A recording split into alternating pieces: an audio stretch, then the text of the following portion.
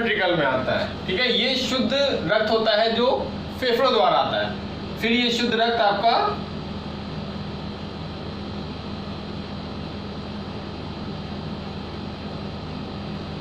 धमनी द्वारा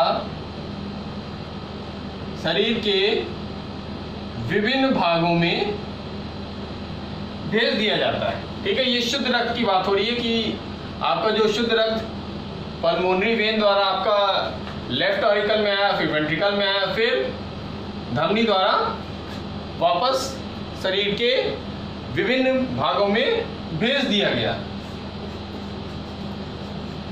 ठीक, यहाँ पे ये हो गया। फिर वहां से विभिन्न अंगों से जो अशुद्ध रक्त होता है वो कैसे मूव करता है? जो अग्र महाशिरा होती है वहां से अशुद्ध रक्त हृदय के राइट ऑरिकल में प्रवेश करता है। राइट ऑरिकल से होता हुआ या ट्राइकैस्पिड वॉल्व के द्वारा राइट वेंट्रिकल में प्रवेश करता है। फिर ये इंफीरियर वेना कावा जो आप देख रहे हैं, इससे भी अशुद्ध रक्त आपके वेंट्रिकल में कलेक्ट होता है। फिर ये भी यहाँ पे आता है। तो जो जितना भी इम्प्योर ब्लड है आपका पल्मोनरी आर्टरी द्वारा, ये प्रीवियसली बताया जा चुका है कि जो पल्मोनरी आर्टरी होती है इट्स कैरी इम्प्योर ब्लड या डीऑक्सीजनेटेड ब्लड। पल्मोनरी आर्टरी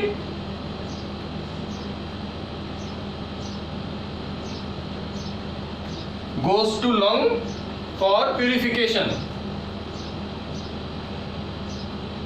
ठीक है, यहां पे ब्लड कम्स फ्रॉम लंग और यहां पे हो जाएगा blood goes to lung for purification. यहां भी यही होगा। ठीक, तो इस तरह से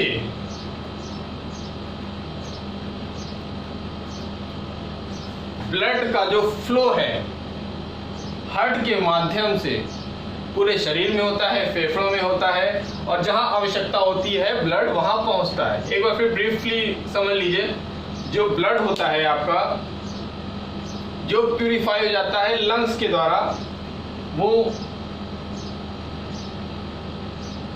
कम दिस पल्मोनरी वेन द्वारा लेफ्ट ऑरिकल में प्रवेश करता है, फिर वहां से होता हुआ लेफ्ट वेंट्रिकल में आता है, फिर जब वो शुद्ध हो जाता है तो फिर उसके बाद ये धमनी में चला जाता है और शरीर के विभिन्न भागों में पहुंचा दिया जाता है। फिर वहां से विभिन्न भागों से कलेक्ट अशुद्ध रक्त पल्मोनरी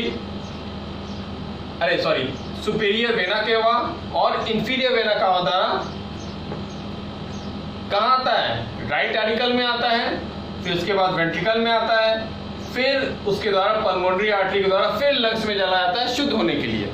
ठीक है, तो इस तरह से आज हम लोगों ने देखा कि जो ब्लड का फ्लो है हार्ट में किस तरह से होता है। हमने फ्लो चार्ट भी देख लिया, आपका जो इंटरनल स्ट्रक्चर है हार्ट की उस हिसाब से भी देख लिया कि जो ब्लड का फ्लो होता है किस तरह से होता है। ठीक है, तो बच्चों ये आप अच्छी तरीके से इसको समझ लीजिए कि एक बार क्लियर हो गया तो फिर कभी नहीं भूला जाएगा।